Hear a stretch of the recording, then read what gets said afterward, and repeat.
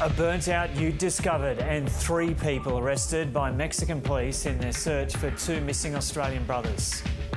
The thoughts of all of us are with the families. We are obviously deeply concerned.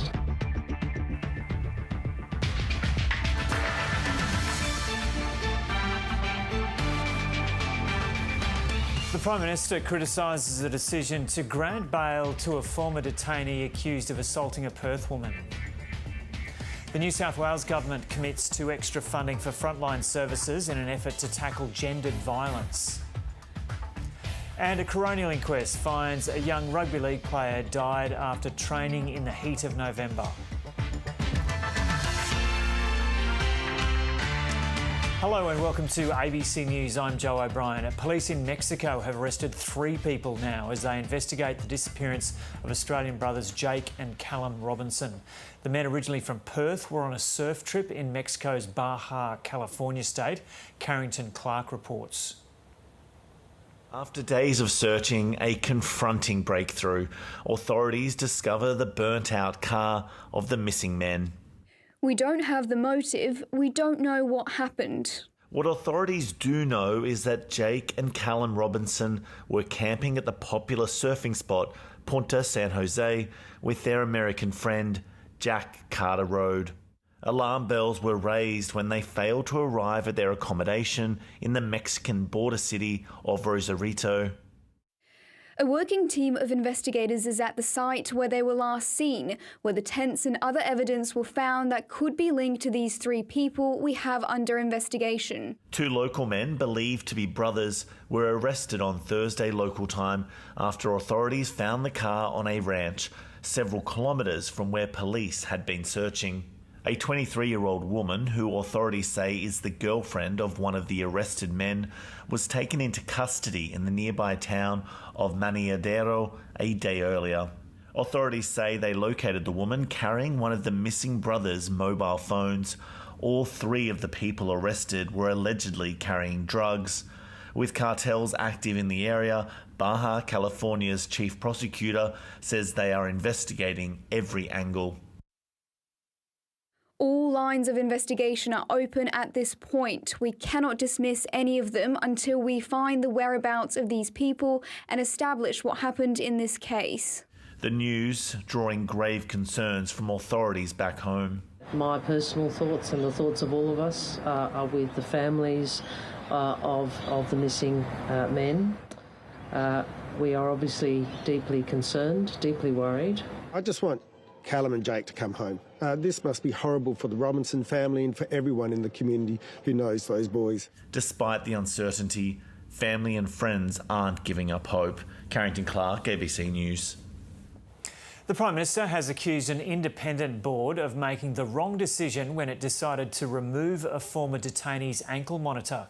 The man is one of several people charged over a violent home invasion and burglary in which an elderly Perth couple was assaulted. Border Force told Parliament in February the final decision-making power actually rests with the Immigration Minister. Political reporter Chantal Al-Khoury joins us now from Parliament House in Canberra. Chantal, g'day. So what's known about the incident and what's been the response? Well, Joe, as you mentioned, this all stems from a violent home invasion in Perth where an elderly couple were assaulted and they had around $20,000 worth of jewellery stolen, among other items. Now, police allege one of the people that were involved was a former immigration detainee. He was one of the 150 people that were released from immigration detention when a High Court ruling late last year found that immigration detention was unlawful. Now, we've heard from the Prime Minister today speaking about the incident and some of his other senior colleagues who've criticised the decision to oppose bail and also oppose the decision or allow the man not to wear an ankle bracelet. So we also heard from Anthony Albanese pointing to what they've called a community protection board, which is an independent panel they say is a body that was set up by the government to provide advice on what sort of restrictions and some of the monitoring rules that some former detainees should be undergoing. We did hear from the Prime Minister, as I mentioned. Take a listen here, and Bill Shorten, the Labor frontbencher. I think that's a wrong decision by that board, but they make their decisions independent. Politicians aren't the experts, so we set up a community protection board they made a decision to not put an ankle bracelet on this fellow because previously he hadn't shown any crimes of violence. But again, I agree with probably what most viewers would think, that it was a mistake, but you know, it's happened, and I just feel for the family. That was Government Minister Bill Shorten there, and Anthony Albanese just before him. We also have heard from the opposition leader, Peter Dutton, who's asking just how many detainees don't have those ankle monitoring bracelets. They've also criticised the government for not making that information readily available and making it public. Now, for months, the opposition has been calling for the Immigration Minister, Andrew Giles, and the Home Affairs Minister, Claire O'Neill, to resign over the matter. But as I said, we heard from Prime Minister Anthony Albanese, who said that won't be happening, and he backs them in. Chantal Alkuri reporting there from Canberra. The New South Wales Cabinet has met to hear from experts on domestic violence, including advocate Rosie Batty and Marcia Neve, who led Victoria's Royal Commission into Family Violence.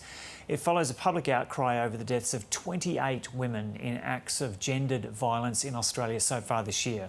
Brooke Chandler reports.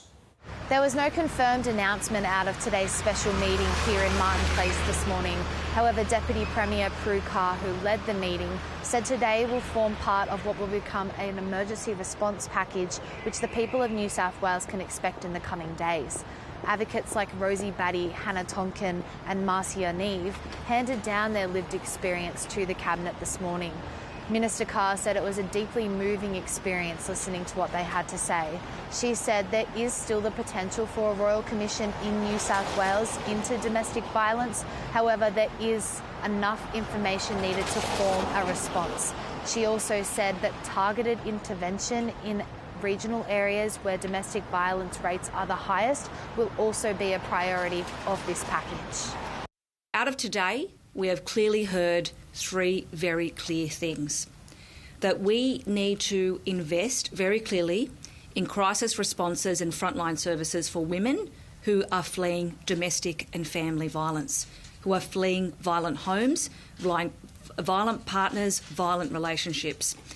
But that we need to do better in primary prevention and in early intervention. We will be talking about the medium and the long-term actions that we need to invest in and drive as a government in terms of driving the cultural change to stop women from dying and to stop women from being victims of domestic violence, family violence and violence in their intimate relationships. The Victorian Royal Commission over a decade ago was a key talking point for advocate Rosie Batty because she says that's where change to gender-based violence in her state began. She believes that's the way forward for New South Wales in lowering what has been an increasing death rate. And I'm very, very passionate about the emphasis of respectful relationships in schools, starting as early as creche, kinder, early learning. And I think without recognising the intergenerational impacts on young people of violence, we will never see this scourge on our society end. Today's meeting was called after a sharp spike in the number of women killed under domestic violence circumstances this year. Forbes local Molly Ticehurst, who was allegedly killed by her former partner last month, was the 25th woman to die through gender-based violence in Australia this year so far. Her accused killer, Daniel Billings, was on bail at the time of her death. Premier Chris Minns trekked to Forbes in the state's Central West yesterday to attend her funeral, which was an incredibly sombre occasion full of flowers and photographs. The New South Wales Council for Social Services says 2,500 reports of domestic violence are handed to police each month in New South Wales. However, that number could be 40% higher due to underreporting. A couple of days after Molly was killed, the Premier announced that advice would be sought from the Crown Advocate in relation to urgent bail reform in relation to bail laws, and that advice is expected to be handed down later this month. Brooke Chandler reporting there from Sydney. And state and territory police ministers and commissioners have met in Canberra today to consider ways to improve police responses to high-risk and serial perpetrators. Angela Lynch is a lawyer and an executive officer with the Queensland Sexual Assault Network. She joins us now from Brisbane. Angela Lynch, welcome. We'll get to your thoughts on bail issues in a moment, but I just wanted to ask you first off what you think of the response so far over the last week. There's been a terrible spate of deaths this year, an emergency national cabinet meeting held on this, or a crisis meeting, another meeting on today, the police ministers.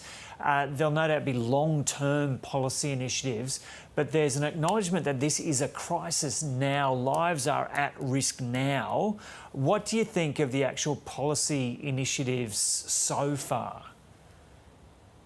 Look, I think that there are some positives in relation to the announcement from National Cabinet, the emphasis on looking at better ways and targeted ways in relation to prevention.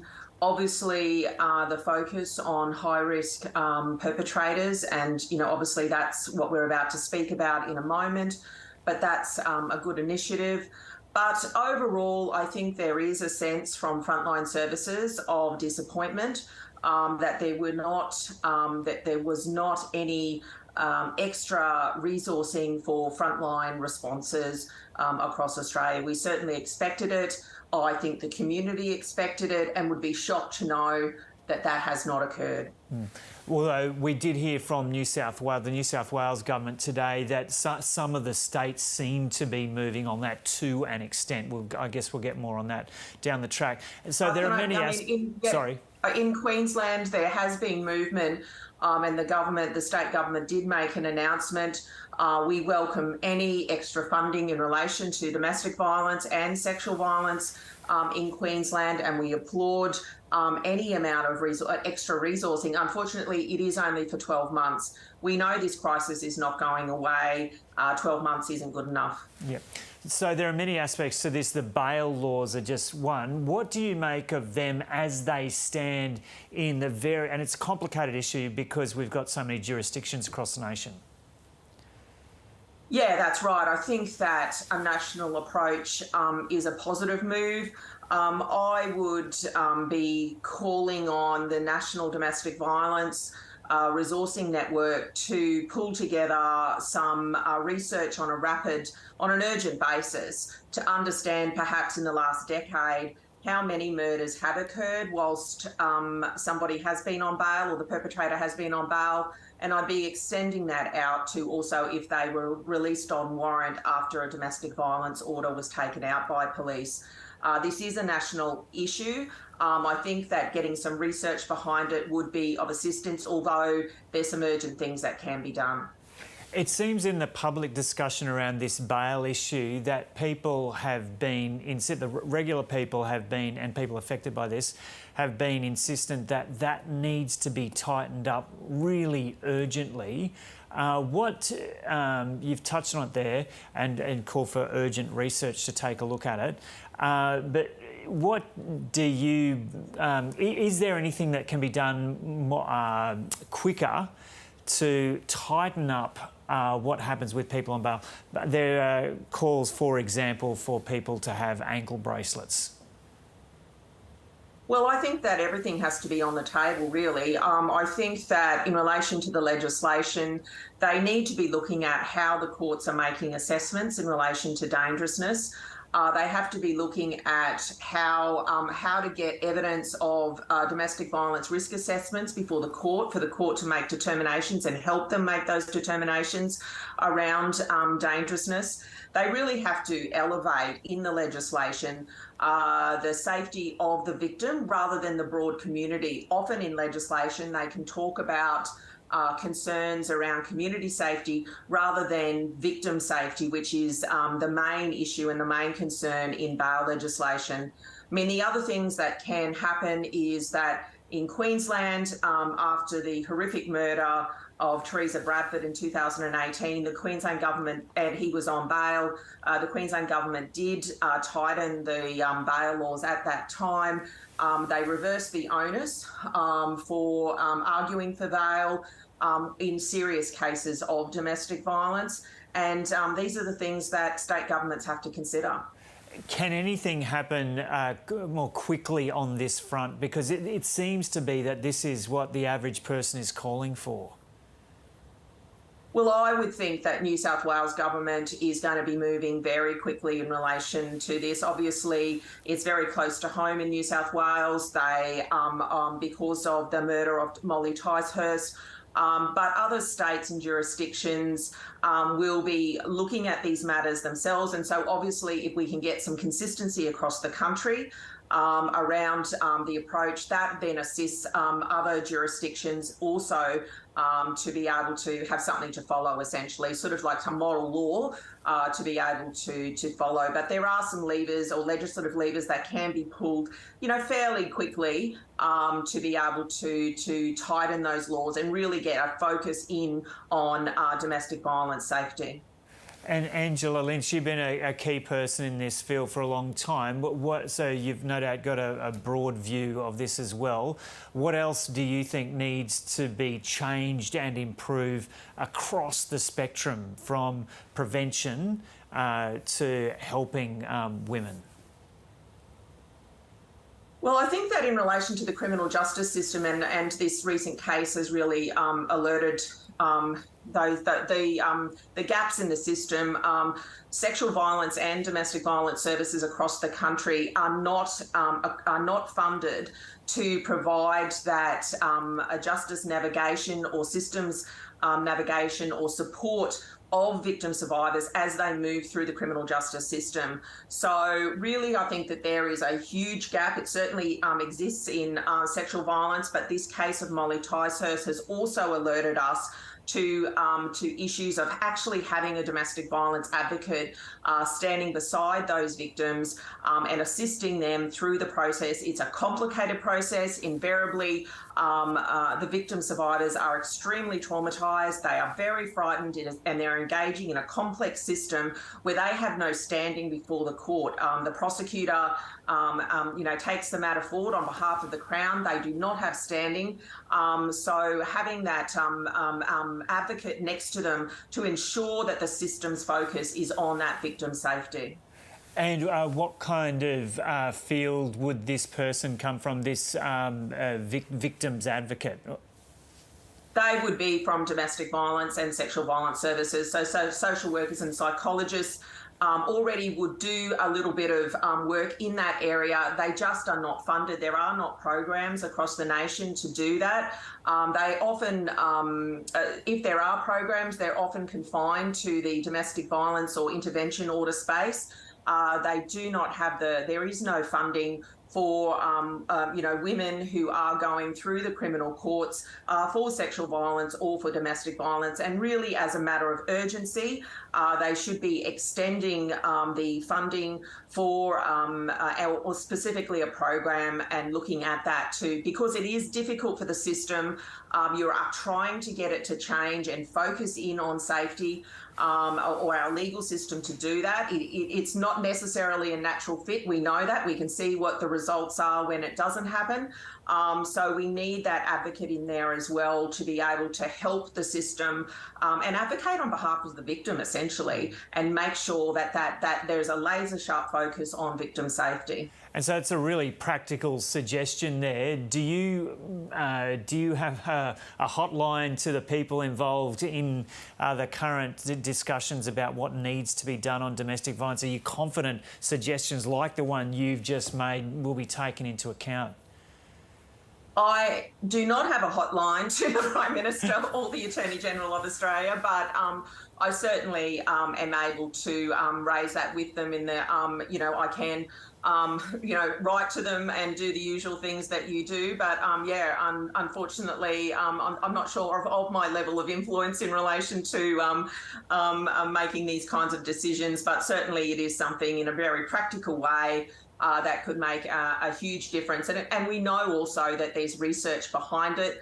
We know that these specialised supports, if they have a good knowledge of domestic and sexual violence, or an excellent knowledge of domestic and sexual violence, and can stand beside women as they navigate through these complex criminal justice systems, we know that from international research, it makes a significant difference. We know that it does on the ground when we are able to do it, but the funding is not there. Obviously, it is something that could be looked at.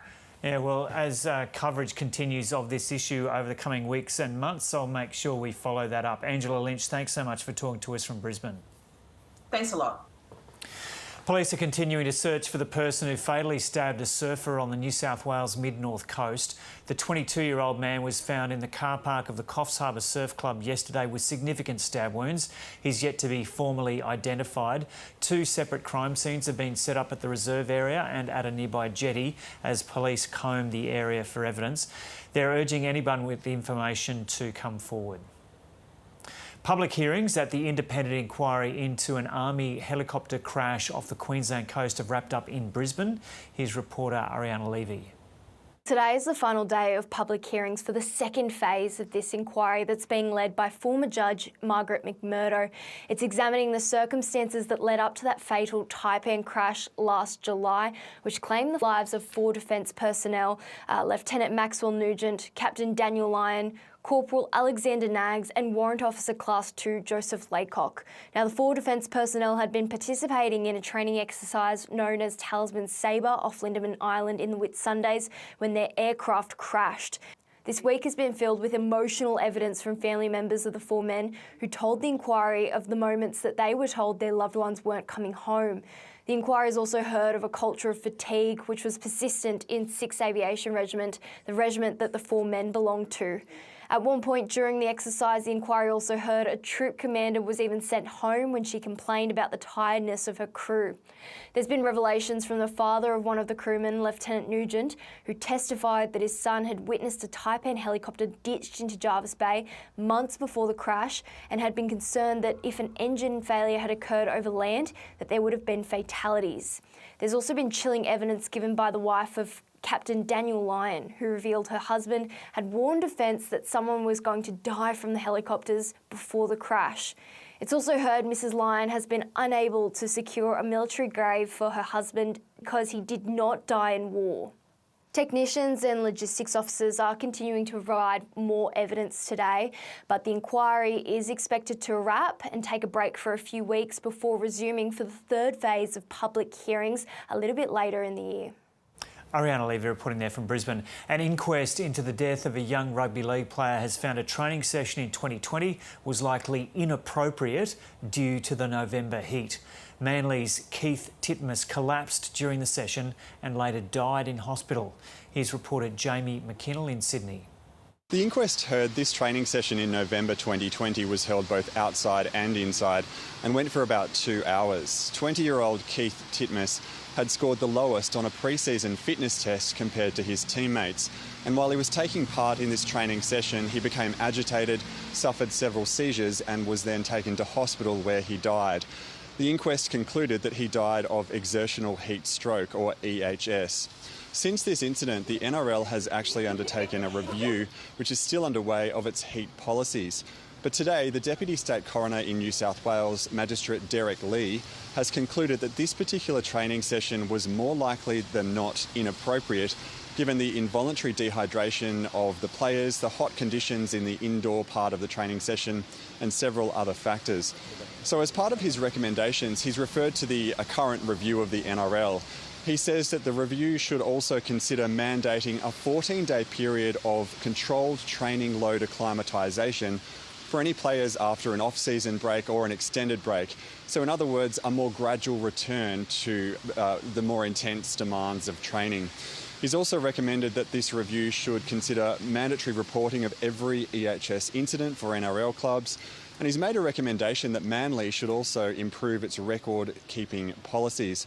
Outside court, we heard from the Manly boss, who said that the club plans to take on board these recommendations. This can't happen again in the game. We all understand that. and we don't want to happen under Manly's watch ever again. During the course of this inquest, Keith Titmus was remembered by family and friends as someone who was kind, gentle, respectful, unassuming and very much a family man. His mother spoke to us briefly outside court. Keith loved life, so and he loved rugby league, and he just did the work. He knew that if he didn't have the goods, he wouldn't have pursued it. He had such self-belief in himself, and he was so looking forward to making a mark in the world, in the rugby league world. The family says this inquest has been an incredibly difficult process for them, particularly hearing about Keith's last moments. But now they understand his cause of death, and they're hoping that these recommendations will mean that the risks of heat are no longer underestimated. A clean-up is underway at the UCLA campus in California after police broke up a pro-Palestinian protest encampment. Hundreds of officers in riot gear arrested more than 100 students as they dismantled the camp, which had been attacked the previous night by pro-Israeli supporters. After midnight, the first signs police had begun to execute their operation. Despite building a makeshift fortress around them, the protesters' barricades were overpowered. We're seeing police now going into one side of the encampment, and it looks like they're starting to tear tents down. But there's something of a siege mentality here right now because protesters and their supporters have gathered around this whole encampment on all sides. If they throw pepper spray, they will be in a capsule. It became clear the encampment was unlikely to last the night. Hundreds of police formed a ring of steel, while others systematically took ground. A large number of officers are gradually making their way further in, and they're setting off a volley of flashbangs here to disrupt the crowd as they do it. The deafening police grenades continued for several hours. Officers were seen firing rubber bullets. Images online appeared to show one person wounded after being shot in the head. Just before dawn, the raid was almost complete. In a matter of hours, police have now dismantled and flattened much of this encampment, and the last remaining protesters are now being detained and taken away. President Biden said students have a right to protest, but not to break the law. Activists not affiliated with UCLA had been involved, as well as students from other colleges, and more than 200 arrests were made. BBC News, can you give us your reaction to what's happened tonight? Expected. Expected? Why did you want to be here? It's upsetting. It's upsetting. What do you feel you've achieved with this? By morning, this is what remained of the encampment that had occupied the main quad of UCLA for a week. Police operations across the US have demonstrated that encampments will not be tolerated for long. At UCLA, it's disrupted students' exam week, and it will be some time before this campus returns to normality. And leaders of the Islamist group Hamas will travel to Egypt in another attempt to reach a ceasefire and hostage release deal with Israel. Eric Torchek reports from Jerusalem. The leaders of Hamas have said they'll travel to the Egyptian capital, Cairo, to continue talks about a possible ceasefire and the release of hostages held in Gaza in exchange for Palestinian prisoners held in Israel. Hope was fading that Hamas and Israel would be able to reach a deal after a Lebanese newspaper reported that Hamas viewed the current proposal negatively.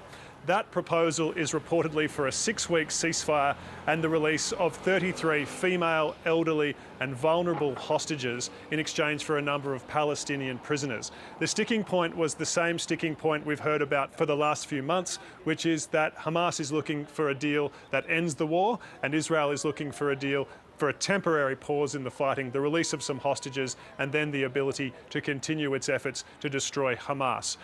So Hamas's leadership released a statement saying that it was hoping to continue discussions in a positive light and work towards some kind of deal. Israel, for its part, is facing growing domestic pressure, particularly from the families of hostages held inside Gaza, to make a deal at any cost. There's desperation about the plight of the hostages, and while this deal wouldn't see all of them released, the hostage families are hoping it could be built upon for a bigger deal that would see the release of everyone held by Hamas inside Gaza. But there is also opposition to a deal from some key figures inside Israel's right-wing government. One minister has said the deal would be a humiliating defeat for Israel, and others have threatened to quit the government if Israel accepts the proposal.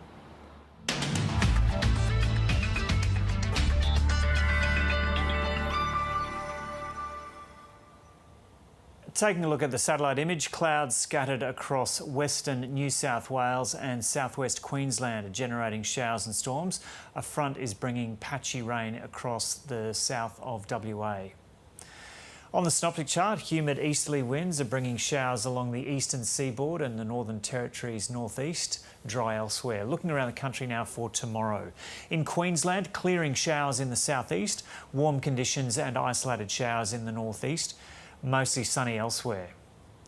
For New South Wales and the ACT, showers in the east, clearing light rain and storms in the southwest and northwest. In Victoria, mostly sunny in the southwest and southeast, cloudy and cool conditions in the north. Turning to Tasmania, mostly sunny in the south and northwest, cloudy in the northeast. South Australia, isolated showers near the New South Wales border, sunny and dry elsewhere. For WA, showers increasing in the southern coastal districts, possible thunderstorms in the southeast and sunny for the remainder of the state. And the Northern Territory will see mostly sunny and clearing showers in the top end, a slight chance of showers across the northeast Arnhem district, sunny elsewhere. And looking ahead to Sunday's forecast for the capital cities, Brisbane partly cloudy and high chance of showers. Sydney, the chance of thunderstorms. Canberra cloudy with possible showers. Melbourne mostly sunny. Hobart light winds and cloudy. Adelaide sunny. Perth partly cloudy and Darwin mostly sunny with a top of 34. Here are the top stories on ABC News. 3 people have been arrested now and their burnt-out ute has been found in this investigation into the disappearance of 2 Perth brothers on holiday in Mexico.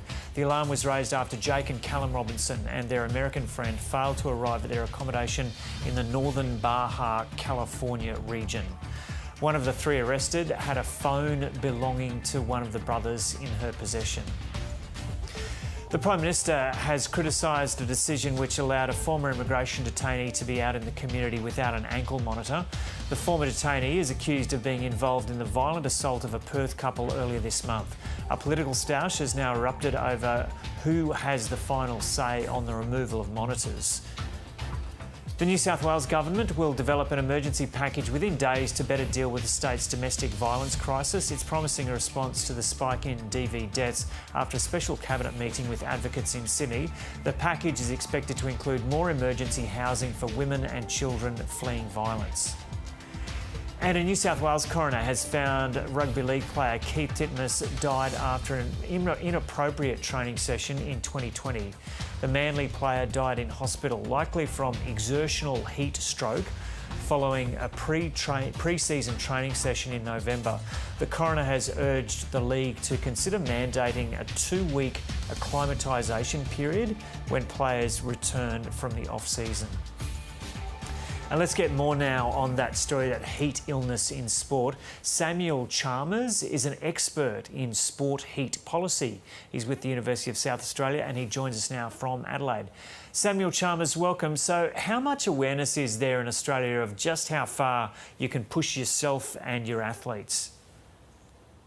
Yeah, awareness in Australia is actually pretty good because it's an issue which affects our daily lives. For a lot of the year, it's hot in many locations around Australia.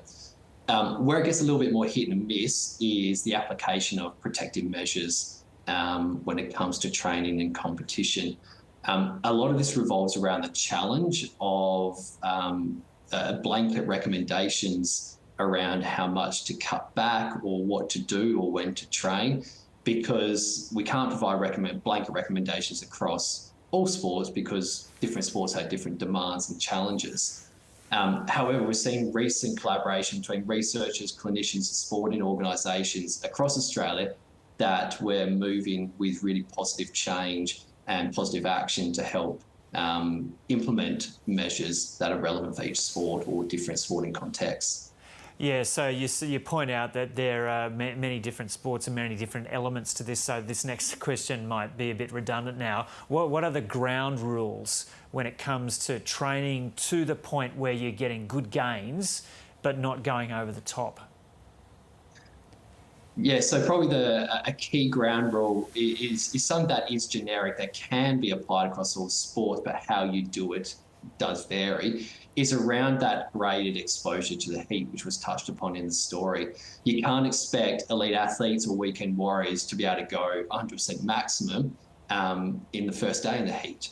And so slowly picking up intensity and volume of work over time, usually over 7 to 14 days, can help induce adaptations physiologically within the body, which helps ultimately improve our tolerance and safety to the heat.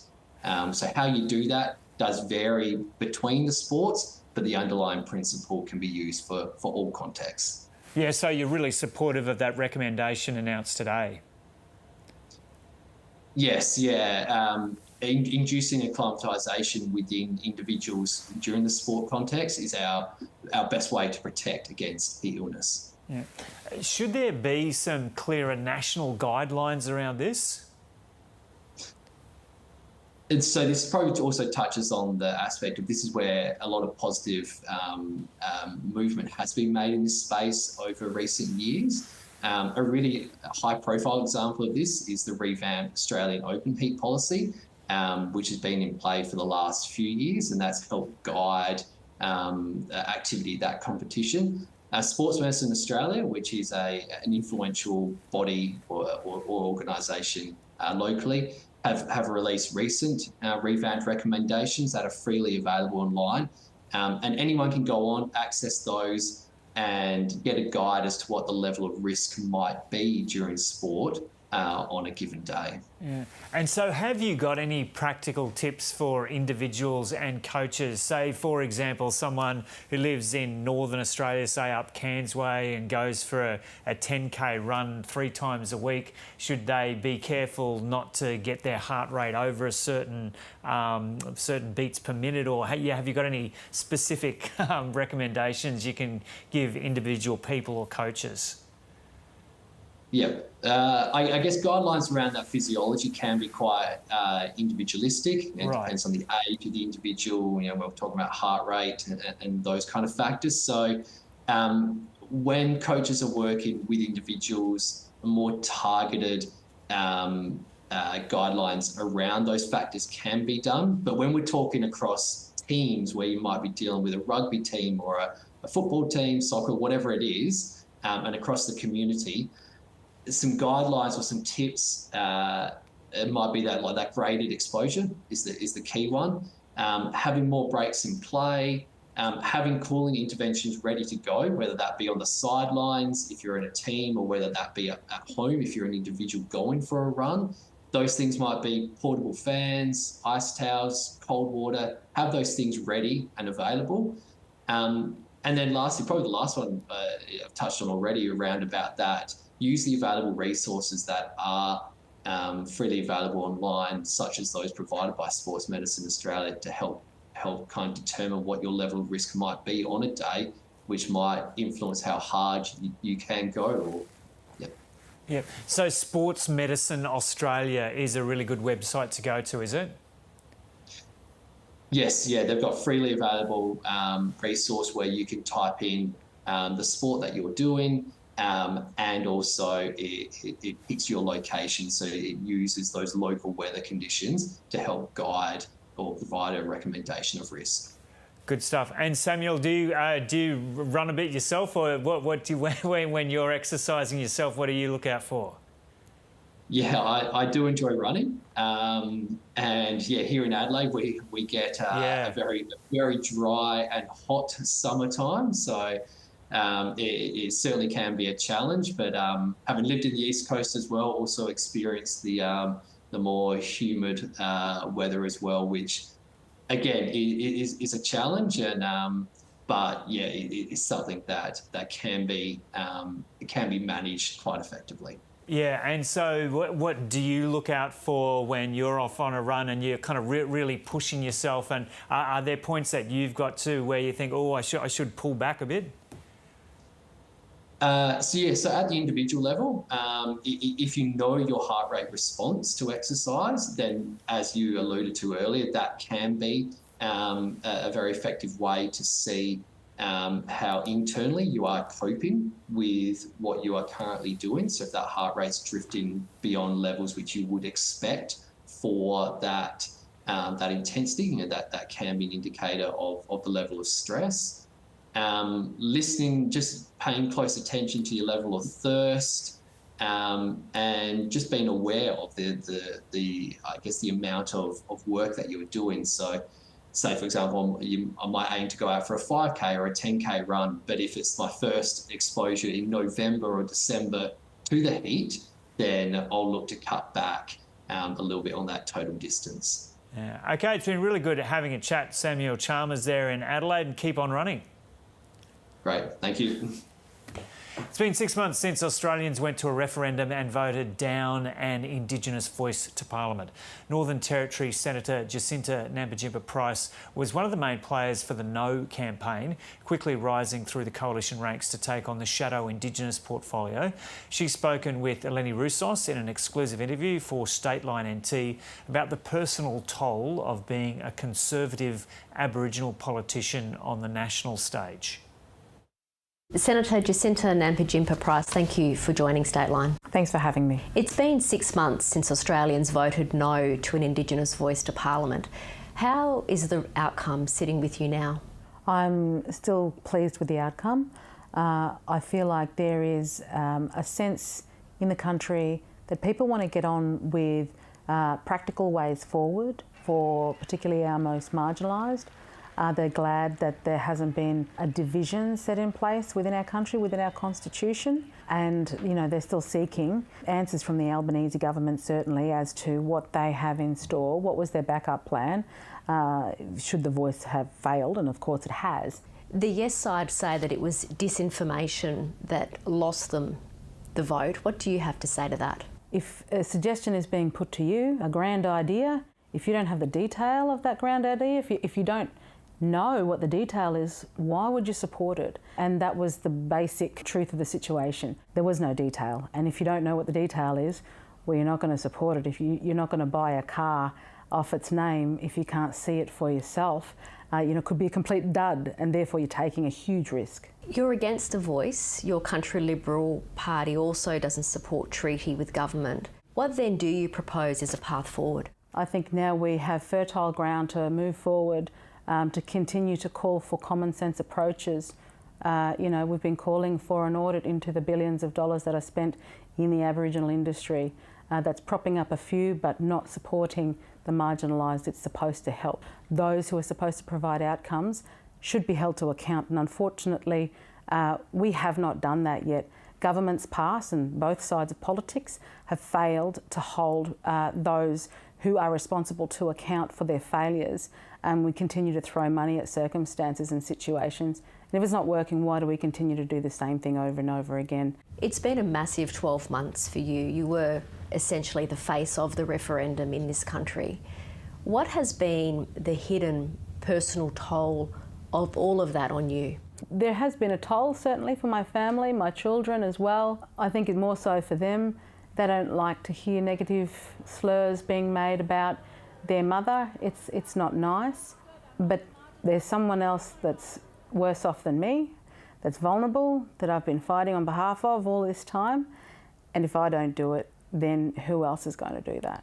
Senator, is there a code of silence, if we can call it that, of Aboriginal people feeling scared to speak out for fear of repercussion? Absolutely there is, and particularly as Aboriginal women, there's always threat of violence. I mean, in traditional terms, we're supposed to know our place and not speak out of turn, and on issues that might be uncomfortable for others. I mean, I've been personally threatened before, and I will continue to speak out regardless. I have some female relatives who will support me and aren't afraid to stand up and speak. But there'll be family members who will keep their distance for their own fear of, if they appear to be supportive of me, then they could be targeted. In late March, unrest broke out in your hometown of Alice Springs. There was rioting, rocks and bricks were thrown at a local pub. What was your reaction when you saw that footage? My reaction was utter disappointment and disgust at that kind of behaviour. That, again, this is where I call on those, leaders of communities to step up and condemn that kind of behaviour, knowing that elements of that was attached to traditional cultural payback, and saying it's time we stop doing things this way because it's destructive.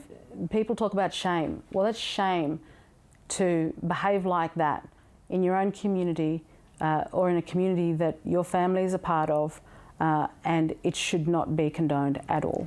The Territory Government's response to the upheaval in Alice Springs saw rolling curfews, extra police resources were flown in from South Australia to help. How sustainable are responses like this in the longer term, and what do we need to be doing differently? We need to attract more police. We need to invest in our police, and also we need to do better to repair the relationships with our community members and police. Lifting standards, stepping away from separatism, improving the education system and protecting our children and our most vulnerable is what we need to do. For years we've seen children involved in crime in Alice Springs, not just in Alice Springs but in other regions of the Territory, including here in Darwin. Where does society draw the line between keeping children safe and not removing them from their family and their culture, and what role should traditional owners be playing in this? Well, that's where we have a huge problem, and that's where society's thinking is letting down these children to allow them to remain in dysfunction, because the priority is that their culture and their language is more important. Well, they end up incarcerated, so you can forget about any richness of cultural language. When they're incarcerated, they're suicidal or they're dead. And what is the risk of inaction when it comes to tackling the Territory's social issues, considering what we're already seeing? I fear it's going to be some time before we can feel like we were the Territory we once were, and that we can certainly feel like we're part of a community that's connected and working together. I'm not saying that that's not the case. There's many wonderful people right throughout the Northern Territory bending over backwards, doing what they can because they love the people in the Territory, they love the Territory. But yeah, we've got a lot of work to go before we can really, I think, breathe again. Senator Jacinta Nampijinpa Price there speaking to Eleni Roussos. Time now for finance. Here's Sam Yang.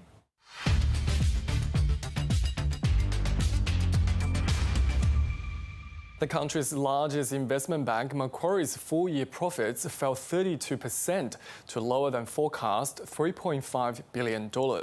That's due to weaker performance across its commodities, global markets and asset management businesses. The financial group's profits in fiscal year 2024 were impacted by a normalisation in commodity prices from a year ago. But it says client franchises remained resilient over the last year. The bank declared a dividend of $3.85 a share on a 40% franked basis. Macquarie Bank will go completely cashless from later this month as it switches to a fully digital offering. Well, the Australian share market has clocked up its fourth advance in 5 sessions. The All Ords and the ASX 200 index gained around 0.6% each. All sectors were higher. If we take a look at the movers now, Afterpay owner Block was the standout. Its shares soared nearly 10% after the company reported sales and user growth ahead of expectations. The Star Entertainment rose 6.1% as the Attorney General of Queensland finds Hong Kong-based Chow Tai Fook Enterprises suitable to partner with the company's Brisbane casino. Back in the trend, Macquarie Group dropped 2.2% on net profit loss. Turning across the region now, where the NZ50 closed up around 0.5%, the Nikkei is trading lower while markets across China are mixed. Now, in the US, all three major indices ended in positive territory, thanks to the commentary from the US Fed that it's unlikely the next policy rate move will be a hike. After the market closed, Apple reported a smaller than expected decline in quarterly revenue, and its shares initially rose. The Dow Jones Index closed up 0.9%, the S&P 500 up 0.9%, and the Nasdaq Composite gained 1.5%. Onto commodity markets now. Spot gold prices are on the way down. Crude oil prices are mixed. And the Australian dollar is a little stronger against the greenback. It's buying around 65.7 US cents. And that's finance. Thanks, Sam. Australia has become one of the fastest growing markets for medicinal cannabis, with more than 1 million people using it. In South Australia's Riverland region, citrus trees are being pulled out to make way for one of the country's biggest outdoor cannabis crops. Renmark reporter Eliza Berlage has gone to see the operation firsthand. These workers are harvesting medicinal cannabis at one of the very few outdoor growing sites in Australia. Once harvested, the sun-grown crop is dried indoors before it's ready for processing. This is Medtech Farmers' secure facility in South Australia's Riverland region, one of the country's biggest cannabis farms. A lot of actually THC is actually growing in the market a lot more and being a lot more accepted. Managing Director Brad Gallard says it's taken 5 years to get here and he's yet to make a cent. Even though the plant does grow fast, it's been a long journey to get to this point. But exciting now, we're pulling down and we're going all down into the clean rooms and preparing the product, ready to be packed to go out to pharmacies. So we're certainly we're excited about this point in time. Now these will be 8 weeks in flower, high THC strain. The third-generation citrus grower is convinced his foray into medicinal cannabis will pay off. Less than 6 months ago, this facility was just a patch of soil after citrus trees were cleared. The plants that we're standing next to here, I think, went in on about 21st of December. They're a very aggressive growing plant. They're fed right. We are all organic here too. We're feeding them a lot with organic pretty much every day. Obviously the sunlight here, the heat, you keep the water up. They also love the heat, but if you want to keep the water up. We were chasing our tail a little bit. We didn't have irrigation in here in November, so it was game on since we got our licence and approvals, in September.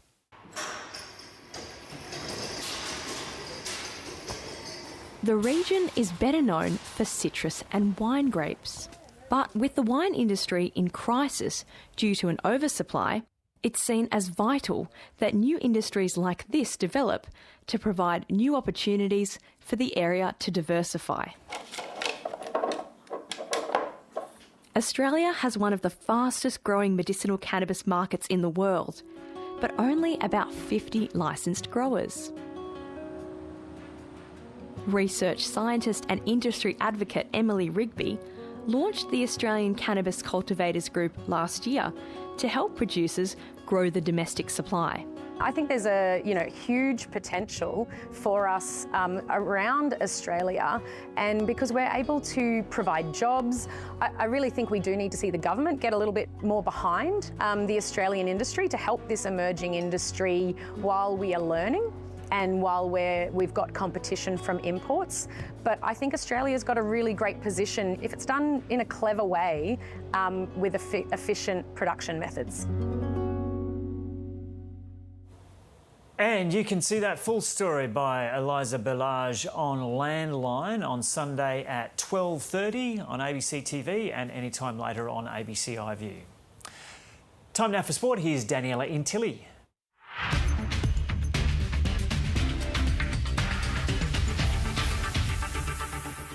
Three-time NRL premiers Penrith have crushed South Sydney 42 points to 12 at Stadium Australia. The Rabbitohs raced to a 12-0 lead after 10 minutes, but the Panthers scored the next 7 tries. Souths was further hindered by the sin-binning of Jai Arrow and Jacob Host and injuries to Dean Hawkins and Jay Gray. Hawkins injured his quad while Gray hurt his ankle. The Bunnies remain on the bottom of the table with just 1 win this season from 8 outings. I had some challenges for this game, like because, obviously a fair bit of noise going on, south this week, and I thought we really started well. Obviously, getting Jai in the bin obviously hurt us, but there was effort all day. I don't think we deserved that scoreline, but at the end of the day, it is what it is. So we've just got to move forward. Dolphins coach Wayne Bennett was grilled by journalists at this morning's press conference on whether he'll return to his former side, South Sydney. There are reports that Bennett will sign a 3-year deal from 2025 to replace the sacked Jason Demetrio. The 7-time NRL Premiership winner led the Rabbitohs to their last grand final appearance in 2021. The 74-year-old says he hasn't received any formal offer yet. We're unemployed at the end of the year, Joel, so need a job. But obviously, they want you for 3 years. Do you think you can? Well, how do you know that? I haven't been told that. I don't know what they want me for. I have no conversation with them except that they rang me up and spoke about the opportunity there in the future, and we said we'd get our weekend football away and we'll talk next week. The Queensland squad for the opening game of the first ever 3-match Women's State of Origin series has been announced. The Maroons squad includes 16 players who took the lead during the 2-match series against New South Wales last year. Lauren Brown has forced her way back in for the first time since 2022, while Sienna Lafipo, Skylar Adams and Mackenzie Will are in line to make their Origin debuts. The opening game of the series will be at Lang Park on May 16th. The Adelaide Crows have won back-to-back games for the first time this AFL season after defeating Port Adelaide in the showdown by 30 points. Isaac Rankin kicked 3 goals, Taylor Walker booted 2 and midfielder Jake Saligo won the showdown medal for best player on ground. Port Adelaide coach Ken Hinkley says he made a mistake in playing Connor Rozee. The star midfielder came into the game under an injury cloud with a hamstring injury and was eventually subbed out of the game at 3/4 time. Hinkley says he got it wrong. Yeah, I made a mistake playing Connor Rozee tonight. That was clear. It was obvious. All the testing that we done, all the medical support we could get, all the information I could get was Connor was able to, and I seen it with my own eyes. He was actually able to run as fast as he needed to, kick as long as he needed to. But once fatigue set in tonight, that was clear. And I can try and hide behind it, but I'm not. We're up against a very good side. We knew the game had to play out a certain way, and we were able to get it to do that. In the English Premier League, Tottenham's stuttering end to the season has continued with Ange. Thanks, Danny. A quick look at tomorrow's weather now in the capital cities around the nation. Brisbane a shower or 2, Sydney and Canberra showers. Melbourne partly cloudy, Hobart cloudy. Adelaide mostly sunny, Perth partly cloudy and mostly sunny in Darwin with a top of 35. That is ABC News for now. I'm Joe O'Brien. Stay with us. I'll be back in a few minutes. Over the next couple of days, there's a meteor shower that's going to be quite visible in the early hours of the morning, kind of like after 3 a.m. It's actually dust from Halley's Comet. But dust from when Halley's Comet passed about 1,500 years ago or something weird like that. We'll find out all the details about that with an astrophysicist. That chat will be coming up in about 30 minutes or so. Stick with us here on the ABC News Channel.